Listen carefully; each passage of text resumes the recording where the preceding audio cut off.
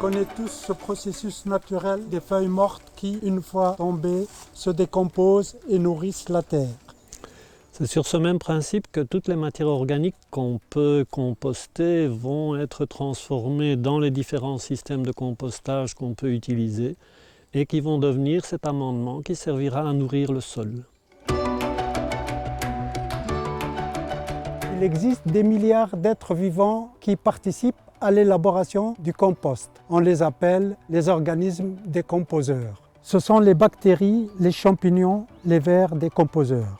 Dans un compost en formation, il y a donc énormément d'activités de décomposition. C'est pour cela qu'on le manipule avec des gants. Tous ces organismes vivants, on peut les aider en leur donnant 3 choses. De quoi manger, de quoi boire et de quoi respirer. Voyons d'abord ce que nous pouvons leur donner à manger. Ce sont des déchets biodégradables variés.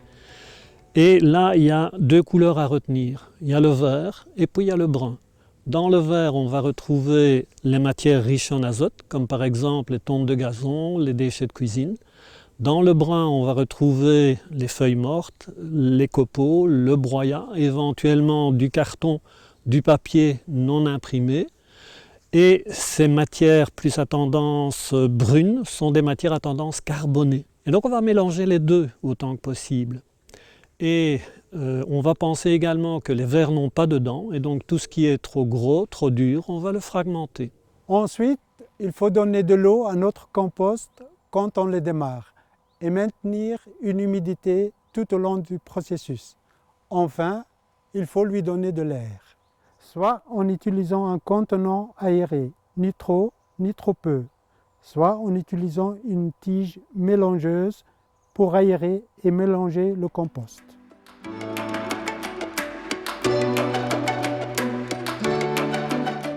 On peut estimer qu'un compost est mûr quand il répond à 3 critères. Le premier, c'est quand il ne remonte pas en température quand on le mélange.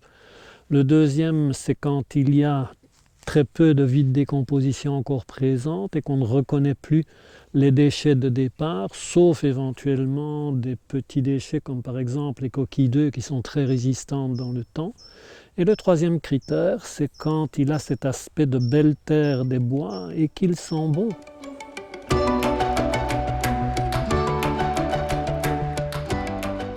Une des craintes quand on fait du compost, c'est d'attirer les souris, les mouches et les mouchettes. Pour éviter leur apparition, voici quelques conseils. Sécurisez votre compost avec des treillis ou des dalles. Évitez de mettre des restes de viande, de poisson ou des produits laitiers. Ou veillez à les incorporer au centre du compost déjà actif. Pensez bien à recouvrir les déchets de cuisine avec des matériaux moins odorants comme les feuilles mortes, de la paille ou des copeaux. Autre conseil concernant les tontes de gazon, elles sont riches en azote et peuvent être très riches en eau. Et donc pour qu'elles se compostent convenablement, soit on les associe avec suffisamment de matière à tendance carbonée, feuilles mortes, copeaux, broyats éventuellement, soit on les fait sécher avant de les incorporer dans un compost. Si vous n'avez pas beaucoup de temps à accorder à votre compost, nous vous conseillons ceci. Durant la semaine, vous faites un creux dans le compost et vous y déposez vos déchets que vous recouvrez. Et le week-end venu, vous mélangez tout cela. Dernier conseil pour l'hiver, durant cette période, le compostage se poursuit mais de manière ralentie. On va continuer à amener les déchets de cuisine en veillant à les recouvrir avec des déchets bruns, style feuilles mortes. On sera cependant attentif à ne pas mélanger, contrairement à la période estivale, parce que le mélange risquerait de perturber les vers qui se regroupent pour se maintenir au chaud. Vous connaissez maintenant les principes généraux du fonctionnement du compost. Il vous suffit maintenant de choisir le système, le contenant adapté à vos besoins.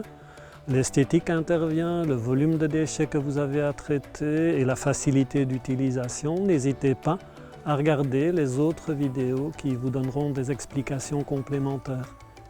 Bon travail.